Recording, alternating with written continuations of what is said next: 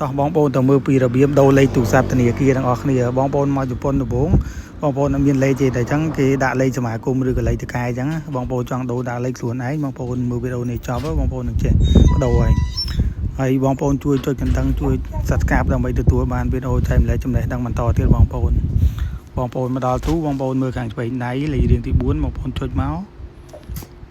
ហើយបងប្អូនមើលខាងឆ្វេងដៃអដែលលេខរៀងទី3គេដាក់ដែនវ៉ាបាំងកូហេងកូហ្នឹងបងប្អូនចុចមកមិនទាន់មកទៀតបងប្អូនមើលខាងស្ដាំដៃចុចកាកនីនបងប្អូនដាក់កាតចូលមកបងប្អូនដាក់កាតបងប្អូនចូលមកបន្ទាប់មកទៀតបងប្អូនវាយលេខសម្ងាត់លេខកូដរបស់បងប្អូន4ខ្ទង់ហ្នឹងបងប្អូនវាយចូលមកបងប្អូនវាយលេខកូដរួចហើយបងប្អូនចុចកាកនីនវាលោតលេខជាប់ពីមុនមកបងប្អូនចុចកាកនីនមកបន្ទាប់មកទៀតបងប្អូនដាក់លេខទូរស័ព្ទថ្មីចូលបងប្អូនវាយលេ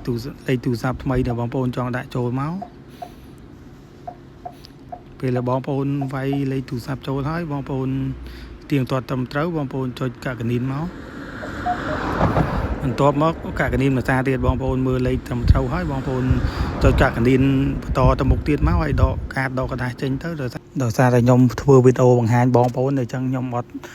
ដូរលេខខ្ញុំចុចខ្វែងដើម្បីដកកាតចេញវិញហើយហ្នឹងហើយបងប្អូនវីដេអូមានប៉ុណ្ណឹងជួយចុចកណ្ដឹងចុច Subscribe ដើម្បីទទួលបានវីដេអូចែកម្លែកចំណេះដឹងថ្មីបន្តទៀតបងប្អូនបាយបាយ